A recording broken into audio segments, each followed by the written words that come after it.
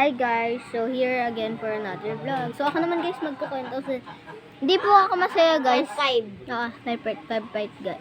5, oo. Butang guys, may buhok.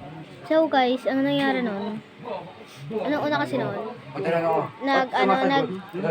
Naglalaro kasi. Tinatanong mo ako eh.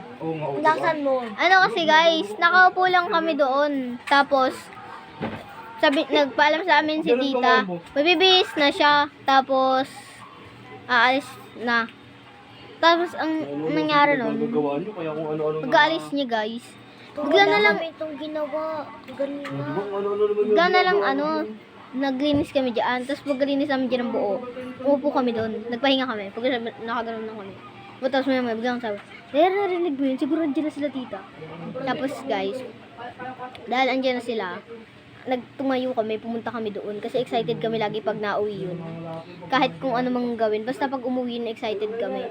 Pagkapunta namin doon guys, hindi binuksan ng mabilis, dahan-dahan lang sabi. Parang ganun, ginaganon niya konti. Pag nagsahin kayo dun sa kanin, pag nagsahin kayo ng umaga gagantunin niya hanggang ng gabi yung kanin konti-konti yun. guys. Hindi na siya namang nagsahin ulit, di ba? Pagkatingin Ang namin liit na sabi guys, sa'yo, tapos kaya daw niya Alvin, ubuhin isang kaldero. nakita namin yung pinto doon, napipihit silang konti guys. Ang almusal ni Tapos guys, pinipihit-pihit ng gano'n ng konti. Pagkatapos, dinobulak ni Lyra kasi natakot siya. But, oo guys, nabuksan yun ulit. Kaso di na namin Hindi, pero hindi kasi yung tunay na kalak talaga. Ginanong ko Apo lang guys, yun. so bumalik kami doon. Doon kami sa cabinet niya. Nandun lang kami. Tapos, kumuha kami ng mga iba't ibang armas. Kaso nga lang, kasi kala namin guys, tao, yun pala. Sabi na Kuya Albert, kung lalaki daw yun, is multo daw yun. Matagal na daw yun dito.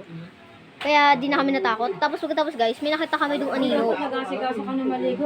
So huli na kasi namin guys, nalaman na ano yun, multo yun. Kala namin kasi tao. Pinatakot yung mga sarili. Tapos guys, may naglakad nga doon, natakot, nagulat kami guys. And nakatayo guys yung... Wait lang guys, lagi namin ito inuulit. Tignan niyo yung video namin.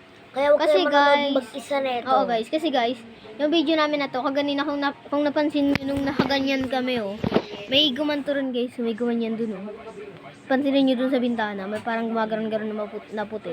Tapos guys, yung isa nating kwento, may nakasilip naman na gano'n, parang itim na ulo. Tapos guys, natakot nga kami nun, di ba? Kaya nandun lang kami, hindi pa kami dun napunta. Tapos pagkatapos, dahil nga natatakot kami guys, diyan lang kami, tapos maya-maya, narinig na namin umupo lang kami, nagpahinga kami doon. Tapos guys, doon, nandun na sila guys, so bye-bye.